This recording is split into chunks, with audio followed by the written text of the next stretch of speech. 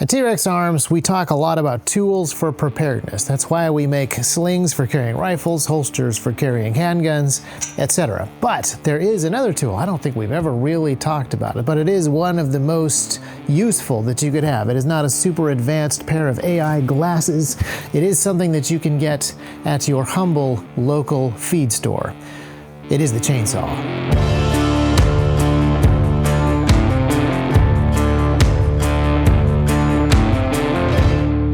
Alright, so in this video we're going to be talking about chainsaws, and if you already know a lot about chainsaws, you're not going to get a whole lot out of this video. You might laugh at some of the mistakes we might make. I hope that Wrangler Star doesn't watch this video, because that would be kind of embarrassing. But here at T-Rex Arms, we talk about community quite a bit. Firearms are useful for self-protection, but also the protection of others. Radios are a great community tool because they put you in contact with your community. And chainsaws are also a fantastic community tool, which we'll get into some of the reasons that that is the case. But the obvious one is chainsaws cut wood. It's what they're best at. So a tree that is down, this one is not in anybody's way, but a tree that is down across a road is a fantastic obstacle. Just really, really good at blocking traffic. And if you need to get rid of an obstacle like this, there really are no tools better than chainsaws. So if you don't have a chainsaw, your neighbor that shows up with a chainsaw is the guy who can solve this problem. And if you have the chainsaw, you are the guy that can solve this problem. But even bigger trees than this are usually a community problem. I've done a lot of disaster recovery cleanup type stuff where a crew of people is required to do the cleanup, not just that lone individual. But the other reason that chainsaws end up being a really good community tool is you can't learn how to use them all by yourself. And when you are learning, you shouldn't be messing with them all by yourself. You should get connected with some folks who can teach you how to use these things. And that means don't just go buy one on Amazon, go to your local co-op. So part of the reason that I think you should shop local when it comes to chainsaws is, well, you should shop local when it comes to almost anything. As local as possible is better for your community economies. But chainsaws, I think, are a special one where if you can buy really local, you have several benefits. The first is the people behind the counter have the exact same environment as you, the exact same trees and undergrowth and stuff like that. So they may be able to help recommend you a specific type of saw for your use cases because they have hands-on experience with it. The other thing is the customer service aspect. You can kind of do good customer service on the internet. I think we do a pretty good job at T-Rex, and we strive very hard to do that good customer service. But being able to come down here, touch the stuff, bring in your part, let somebody that knows it look at it and help you troubleshoot and pick the different things off the wall to actually fix it or get it back up and running, that's just really hard to beat. But then the other thing is that inside of the store are not just the employees of the local co-op. You also have other customers. You also have your own neighbors. So if you are looking at specific saws, you might meet a guy who can take you back to his property. You can help him with a project that he is doing, test drive a couple of saws, he gives you pointers, etc. The community actually can get built around local shops like this, not just emergencies. And as we'll probably talk about, there are some safety considerations with these that make having a buddy, somebody more experienced, somebody to supervise you as you start to learn stuff, really important. Now on the safety side, I probably don't need to point out that this razor sharp chain with all these little blades that can cut through gigantic hardwood logs like butter, probably not so good for human flesh. So this is why it's imperative that you learn from some people who know what they're doing, and that you learn alongside them so that you can watch. The very best chainsaw safety instruction I ever received was from a guy who had really impressive scars going all the way up his arm and then into, fortunately, the non-mission critical bits of his neck. But getting safety instructions from a guy sporting fairly recent, gigantic, gnarly chainsaw wounds really helped the lessons sink in a little for some reason. But that was at a job where a bunch of us were using chainsaws to do cleanup. And so having instructions for him, having supervision from him, getting pointers from him, way better than just like a correspondence course. Now don't get me wrong, there's a lot of great chainsaw information about how the thing works, maintenance, stuff like that. Still has some great stuff on their website, but this is a little bit like scuba diving. If you are not an expert, and even if you are an expert, this should be something like a buddy activity. And if you're a beginner, even more so. So this is a community tool that you go out with folks and you work together, you look after each other, and you teach each other as you go. Now, before we leave this log, I want to point something out. It's not just the spinning blades that are dangerous. This log has been down for a while, and you can see this curve here. There is a tremendous amount of weight inside of this log, and so cutting this without releasing all of that energy, either to bind your saw blade or directly onto your feet, is something that you want to figure out. And if you're removing stuff from houses and things like that, there's even more potential energy and compressed kinetic energy that are involved in that. So you really want to spend some time with some tree surgeons, some guys that have dropped a lot of trees, some guys that have cleaned up a lot of stuff. That is where you're going to learn a huge amount of things to watch out for, be cognizant of, be careful with. Then once you start dragging this stuff around with chains and ropes and cables, there's a whole new dimension of stuff that you got to think through and be aware of. So it's a fantastic opportunity to learn a lot of really practical stuff. You really want to get it from guys who are doing the thing and can, be there with you. All right, now this is T-Rex Labs, so let's talk about hardware, specific hardware recommendations. This is a steel chainsaw here. That's one of our favorite brands. This is the MS391 with a 20-inch bar. So this is not quite their high-end professional grade, like full-time lumberjack model. You can get those for $300 or $400 more, but for your average homesteader, for your ranch, kind of intermediate or beginner chainsaw, this is a fantastic thing to buy. It will last, it will run, it's got plenty of power, it's got lots of parts. So yeah, I think that is a really, really solid gas-powered chainsaw and a great first gas-powered chainsaw that is remarkably capable and can do a lot of stuff. But it's T-Rex Labs channel, we're on the cutting edge of technology, so we have to ask the question, are electric chainsaws any good? So this is the Echo. Echo is actually like a branch of steel. So this is kind of the littler brother in every sense of the word. It is smaller, it has a 16-inch bar, it has a slimmer chain, we'll talk about that in a second, but it does have a surprisingly powerful brushless motor. It's lighter, it's a little easier to maneuver. This is a 4 amp hour battery, which lets you cut for a long time, but I think it's better to think about cutting longevity, not so much in time, but probably like cubic inches of wood removed. That's probably a better way to actually think about how this thing's work. But yeah, this thing has a place. It's got some distinct advantages, but you kind of want both. This is great for smaller jobs and cleanup, and this is great for when you have a lot of stuff that you need to remove or you're going to be cutting firewood all day. So this is another way that this is kind of a community tool. You can own both, or like this is my chainsaw, this is Ryan's chainsaw. Now we're a team. We are a community capable unit. This is kind of cheating. This tree is way drier than I thought, so kind of unfair.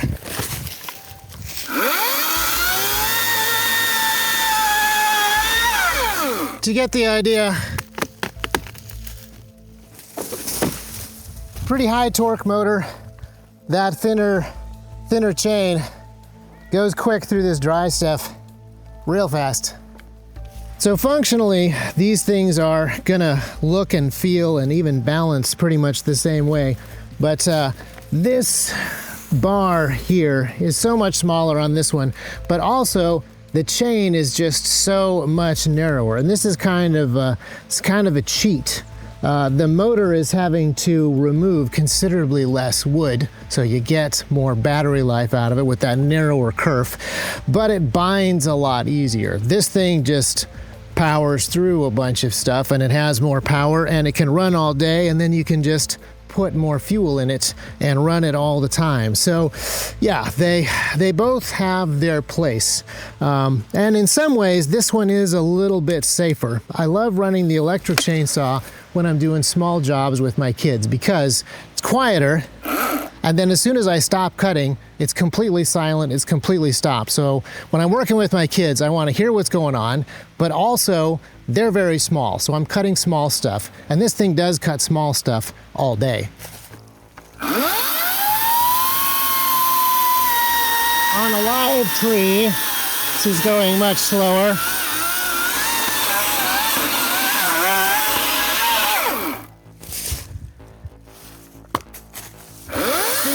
Silly to do this with the electric saw when we have the gas one, but for science.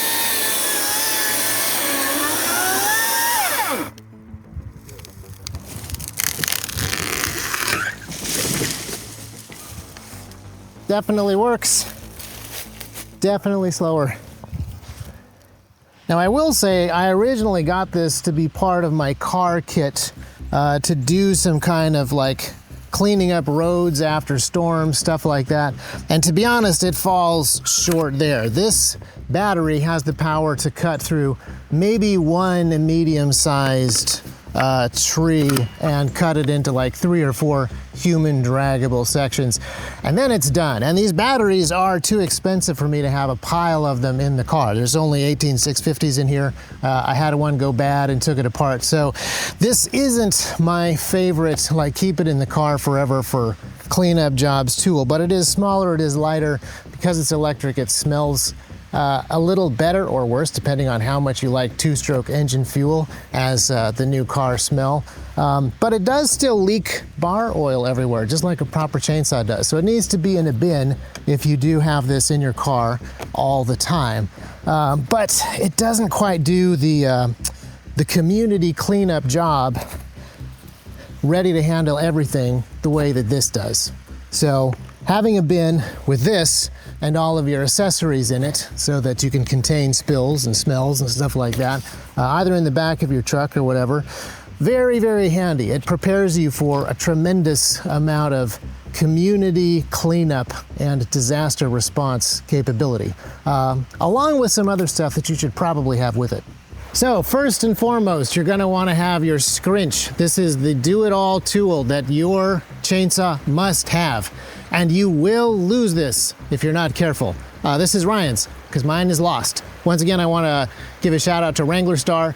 He will give you so many tips and tricks on basic chainsaw stuff and advanced chainsaw stuff. Again, if you're dropping trees off of houses, multi-story houses, do that with people that really know what they're doing. But if you're learning tips and tricks about some of the ways to keep your equipment up and running, Wrangler Star is great. There's a bunch of people on YouTube that are fantastic. If you do lose this, you might be able to kind of sort of make do with some of the tools that you have in your car kit, maybe, but something that we might be missing from our toolkit is a spare chain. Depending on what you're doing and how much of an emergency is and how long you're going to be cutting, that may not be as big of an issue. Something you should definitely have would be, at the very least, some circular files for sharpening your chain in the field. But then there's also all sorts of other ways that you could sharpen your chain. So that's something that should be in my car kit and definitely in my larger sort of chop-in bag. Another thing that we forgot to mention, felling wedges, very important when you're actually cutting down trees, not just doing disaster removal. And then, of course, since we're in a local shop, I'm seeing other stuff that I could definitely use for different situations. The best tool for the job is always the best tool for the job. Gloves should be part of your car kit. You should have them. You're always going to use more bar chain oil than you think, so you shouldn't really buy it in quarts. You should buy it in gallons, but having an extra quart in your car kit, probably a good idea with your other automotive fluids, and safety glasses. Sunglasses are great when it's bright out, but you're always going to cut deeper into dusk than you think, even when you plan to be cutting in the daytime. And then emergencies often happen at night, so transparent safety squints are a must. On that note, you also are going to want a headlamp. Probably should have a better headlamp than this, but this is just my pocket headlamp, so it's really easy to carry. Holding a flashlight in your teeth is always a bad idea. It's a worse idea when you are chainsawing. You're gonna want some protective equipment, probably not a respirator, but it's in the car kit. Maybe if you're cutting up something that's gone through a molded house, you'd want something like that. And then helmets, there's mixed opinions about helmets. You'll probably get an orange safety helmet with your combination chainsaw kit, and it'll come with some flip down ear pro and probably a screen. But you might already have a bump helmet, and it's handy if you're cutting stuff that is up and will be coming down. And then straps are always useful when you have a bunch of people.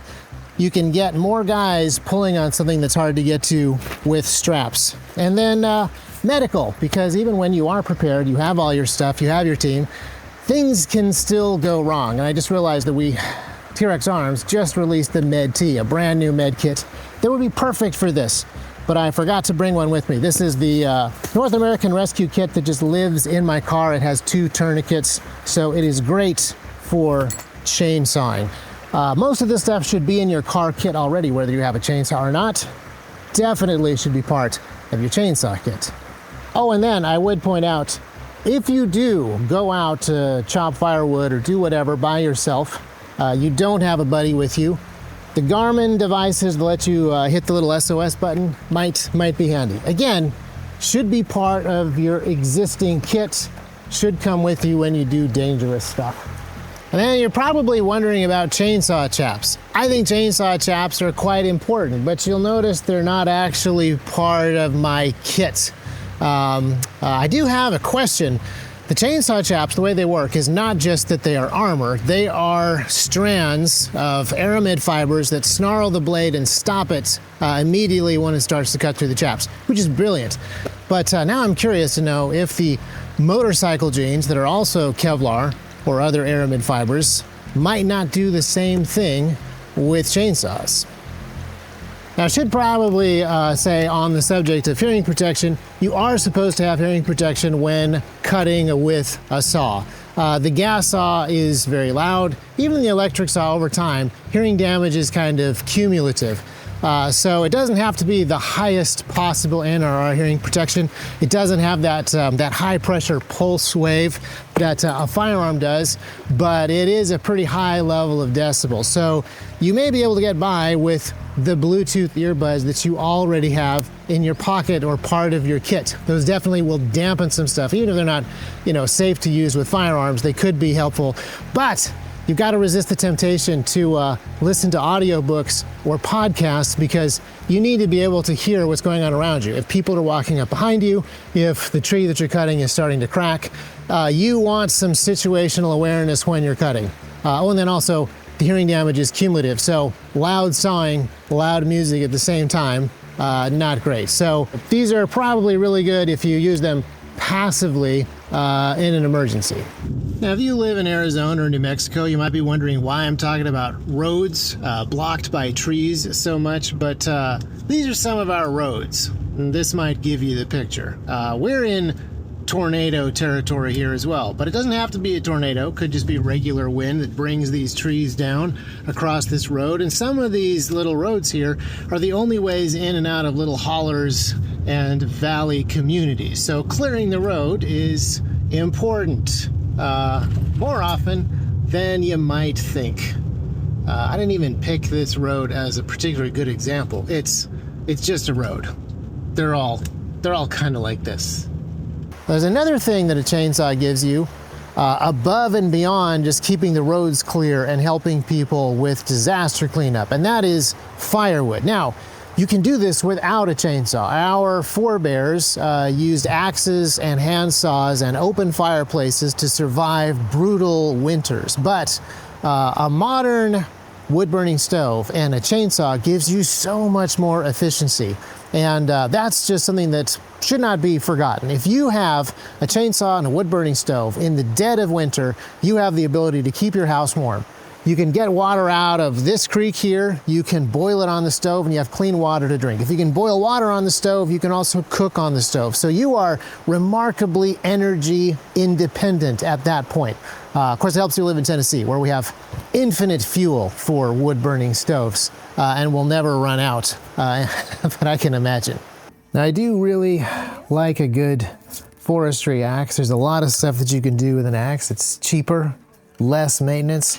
But if you have ever cut down a tree by yourself with an axe, you understand what an amazing game changer the chainsaw is. The amount of power that it gives you to actually get work done is kind of unimaginable until you've actually tried to do serious work with an axe. It is a game-changing thing in the same way that like the steam engine was for forestry and even just taking care of your own property. If you're the kind of person that watches T-Rex content and you've watched this video this far, you probably want to be the guy who takes care of his family when disaster strikes, whether it's bad guys or needing to keep them warm in the winter. You want to be capable of getting the job done and taking care of your neighbors, whether they need a tree removed from their driveway or inside of their house. The good news is that there are powerful tools that will enable you to do that stuff. And there's a lot of ways that you can learn the skills that you need.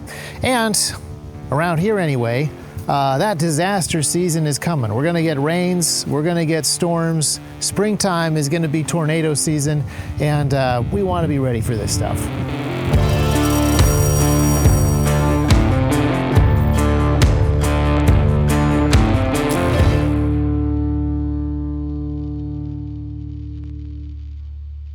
So obviously clearing trees off the road is a big deal, but being able to drop trees specifically where you want them, also handy, because sometimes you actually want the trees on the road, but that's a different video.